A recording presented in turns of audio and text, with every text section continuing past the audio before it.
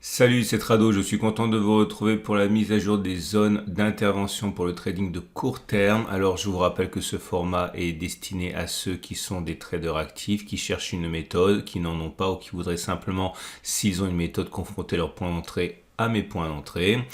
On va donc commencer avec le Dow Jones. Alors le Dow Jones est dans une situation claire où la prochaine résistance importante est sur les 33 470, 33 250 et sur les données journalières, on a également le prochain support hebdomadaire qui est à 29 930, 29 650. On descend d'une unité de temps pour les zones d'intervention. Et voilà les données 4 heures. Je considère que la prochaine résistance importante sur cette unité de temps est à 31 720, 31 600. Ça correspond au sommet qui a bloqué l'avancée du Dow Jones les précédentes fois. Ceux qui veulent acheter, à mon avis, attendent que l'on clôture au-dessus de cette résistance H4 31 720, 31 600. Stop de protection en dessous de la zone bleue. Donc clairement, on passe et puis ensuite on met le stop de protection en dessous, ou alors un retour éventuel sur le support hebdomadaire des 29 930, 29 650, stop de protection en dessous de la zone. Ceux qui veulent spéculer à la baisse vont peut-être tenter de réaliser ce qui s'est produit préalablement, à savoir parier sur un échec sur cette zone, stop de protection au-dessus de la résistance H4. Alors, je vous donne un exemple, si vous ne savez pas mettre un stop de protection avec une technique très classique, celle de l'average true range, donc vous prenez ATR sur votre plateforme.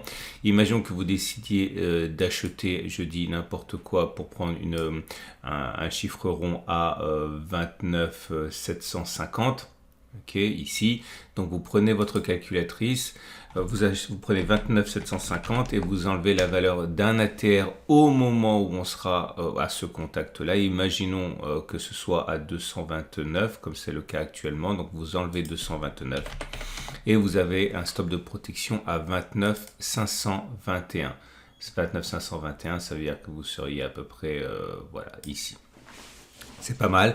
Vous pouvez prendre plus qu'un ATR, vous pouvez prendre 2 ATR ou 3 ATR. Le plus important est de comprendre que plus vous prenez un stop de protection éloigné et plus vous devez avoir un objectif de profit important pour que le jeu en veuille la chandelle. Clairement, si vous achetez, je l'ai dit, à 29 750 ici, le stop de protection, il est environ à 0,87%. Donc, il faut viser au moins 0,87% vers le haut pour espérer gagner de l'argent sur le long terme en ayant raison une fois sur deux. Ok, donc c'est pas neutre non plus, mais on peut prendre effectivement 2 ATR si on le désire. Imaginons que vous décidiez maintenant de spéculer à la baisse plutôt sur cette zone, 31 720, 31 600. On va prendre l'exemple, donc on prend la calculatrice, on prend 31 600 en imaginant que l'on rentre, on va prendre 31 700 au hasard au milieu de la zone. Si vous voulez spéculer à la baisse, donc cette fois-ci, il faut mettre le stop de protection au-dessus de la résistance. Donc vous ajoutez la valeur d'un ATR au moment où on sera dessus. On a dit que c'était à peu près à 228. Donc on ajoute 228. Ça vous donne un stop de protection à 31 928. 31 928, ça veut dire que votre stop de protection, il est à peu près ici.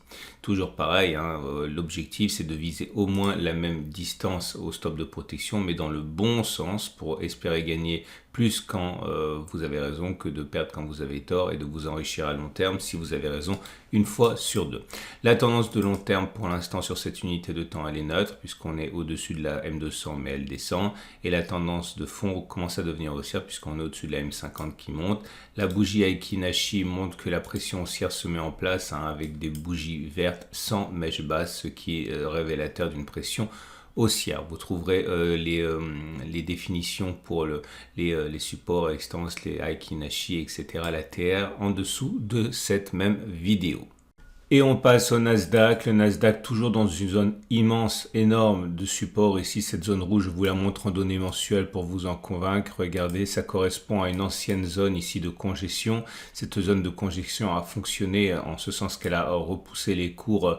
Déjà, c'était au mois de mars 2021, mais également depuis 3 mois, on la préserve. Donc, il faut considérer que c'est une zone de support, même si elle est très grande. En tout cas, des acheteurs sont intéressés tout au long de l'évolution de cette zone rouge. Les vendeurs par contre peuvent être intéressés par cette zone ici, la résistance hebdomadaire journalière des 13 380, 13 000 à garder sous les yeux.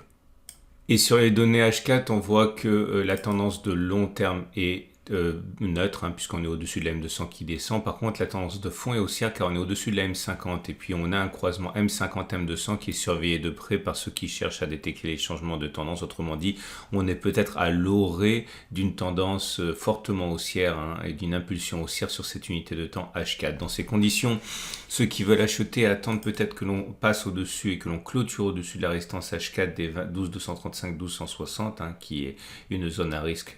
Et dans ce cas, après ensuite mettre un stop de protection en cas de retour en dessous de la zone bleue, notamment si vous n'avez pas de méthode en utilisant la méthode des ATR. Autre possibilité, mais pour les vendeurs cette fois, spéculer à la baisse dans la résistance H4 des 12-235-12-160, stop de protection au-dessus de la zone bleue, en espérant que la prochaine fois on ait le même tir de barrage sur cette zone. Il faut savoir quand même que c'est un petit peu dangereux au regard du fait, et je l'ai dit précédemment, que toute cette zone rouge est une zone globalement d'achat qui risque de contrecarrer les aspirations baissières des traders. Les bougies Aiki montrent que la pression haussière se met en place, hein, puisque nous avons des bougies vertes sans mèche basse. Ça veut dire que c'est plutôt haussier et qu'il est plus plausible que l'on continue de faire des plus hauts que l'on ait fait déjà les plus hauts. Et on passe au CAC 40 dans une situation équivalente. On est sur un énorme support mensuel. Ici, 61,10,58,00 est une zone qui est défendue par les acheteurs. C'est très clair depuis plusieurs semaines. Et la prochaine zone fortement vendeuse, j'ai envie de dire qu'elle est à 67,60, 65,90 hein, pour cette unité de temps journalière. On regarde les données d'intervention en 4 heures. Et comme on peut le voir, la configuration est très proche de ce qu'on a vu précédemment. On est sur une tendance de long terme qui est baissière, une tendance de fond qui est neutre, voire légèrement haussière. Les acheteurs attendent sans doute que l'on passe la résistance, hein, ici à 61,50, 61,40, stop de protection en cas de retour en dessous de la zone bleue. Les acheteurs peuvent également, les vendeurs peuvent également espérer que l'on échoue sur la résistance H4, 61,50, 61,40, stop de protection au-dessus de la zone bleue. Hein, finalement, c'est ce qui s'est produit préalablement, donc pourquoi pas. En tout cas, ce qui est certain, c'est qu'il y a clairement des achats, hein, sur cette zone rouge. Bougie Aiki plutôt haussière, hein, puisque vous avez toujours ce même régime de bougie verte sans mèche basse. Donc c'est haussier, la pression est du côté des acheteurs à présent. Et les graphes se succèdent et se ressemblent. Il s'agit du DAX 40. Si vous voulez acheter, c'est la même chose, hein. C'est sans doute une cassure de la résistance H4 13,020, 12,950 et un retour sur cette zone éventuellement si vous voulez profiter d'un throwback ou alors simplement en clôture au-dessus de cette zone que certains vont vouloir acheter. Stop de protection en dessous de la zone bleue.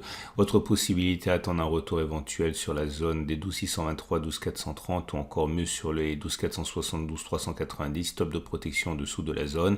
Tendance de long terme baissière, tendance de fond qui commence à devenir haussière. Bougie Aiki en situation haussière avec des bougies sans mèche basse longue, autrement dit un contact avec la résistance H4 semble quand même se profiler à l'horizon. Et on passe à l'euro-dollar. L'euro-dollar en données journalières, attention à cette zone de support ici, hein, qui pourrait bien donner du fil à retordre aux vendeurs. 0,9953, 1,0020, c'est la parité. Et rien d'important en termes de résistance, il me semble, avant la zone des 1,0403, 1,0347. On regarde les données 4 heures. Et sur les données 4 heures, les choses s'agissent un petit peu. On est en train de créer une sorte de range, de trading range comme ça entre la résistance H4 1,0121, 1,05 et le support. Ceux qui veulent acheter attendent que l'on clôture au-dessus de cette zone un petit peu à cette manière-là et acheter en cas de clôture ou alors en cas de retour de throwback, hein, sur cette zone. Stop de protection sera mis traditionnellement en dessous de la zone bleue, notamment avec la technique des ATR comme on l'a dit. Autre possibilité d'achat, le retour sur le support journalier des 1,0953, 1,0020. Maintenant, pour ceux qui désirent spéculer à la baisse, soit parier sur un retour des forces baissières sur la résistance H4 1,0121, 0,05 stop de protection au-dessus de la zone bleue, soit attendre une clôture en dessous du support journalier des 0,8953, 1,0020. Pour l'instant, ce n'est pas clair, hein. La pression est un peu retombée, hein, du côté des haussiers, puisque vous voyez, c'est des bougies vertes, mais elles sont de plus en plus courtes. Autrement dit, oui, c'est légèrement haussier, ça l'est de moins en moins, mais ce n'est pas baissier pour l'instant, ça c'est une évidence. Et on achève ce tour d'horizon avec Bitcoin. Bitcoin en tendance de long terme sur les données 4 heures sur le point de s'inverser, mais ça reste quand même globalement baissier. Il faudrait passer au-dessus significativement. La tendance de fond commence à devenir haussière, mais c'est attention, ça commence à être, c'est balbutiant, mais au-dessus de la M50 commence à monter. On peut globalement dire que ceux qui veulent acheter vont sans doute se manifester comme ils l'ont fait précédemment sur la zone rouge. Ici, idéalement, il faudrait même attendre un retour sur la zone de support journalier 18625, 17700. Beaucoup attendent aussi que l'on clôture au-dessus de la résistance H4, qui est notre prochaine résistance importante. Donc une clôture au-dessus de cette zone avec un stop de protection en dessous de la zone bleue serait assez classique, ou attendre un retour sur un throwback sur cette zone pour améliorer le stop de protection plus proche, juste en dessous de la résistance bleue. Ceux qui veulent spéculer à la baisse, par contre, on l'aura compris, vont faire l'inverse, spéculer à la baisse en cas de retour sur la résistance H4 des 22 890, 22 500, puisque comme on peut le voir, c'est une zone qui est difficile à passer. Stop de protection au-dessus de cette zone. Bougie Aekinashi en amélioration, vous pouvez le voir, elles sont vertes. Alors attention, ça fait bien un petit peu, puisque vous avez des bougies qui raccourcissent avec des mèches hautes et des mèches basses qui peuvent apparaître occasionnellement, mais ça reste quand même globalement haussier. Voilà ce qu'on pouvait dire pour cette préparation de la semaine de trading. Je vous rappelle qu'il vous reste une séance, non c'est aujourd'hui, ça commence lundi, pour vous inscrire au concours de trading sur Turbo 24 proposé par mon partenaire IG avec de nombreux lots à gagner. Vous avez le lien juste en dessous de la vidéo. Vous pourrez alors vous familiariser avec les Turbo 24, qui sont de superbes instruments pour spéculer et qui existent sur Bitcoin, sur l'euro-dollar, sur le CAC, le DAX, etc. Si vous vous inscrivez, donc je l'ai dit, vous pourrez tenter de gagner de nombreux lots. Et je vous donne rendez-vous la semaine prochaine pour la mise à jour, donc pour le lundi matin. N'oubliez pas de vous abonner au format pour ne pas louper les mises à jour. Et si vous mettez un like, forcément, ça me fait plaisir.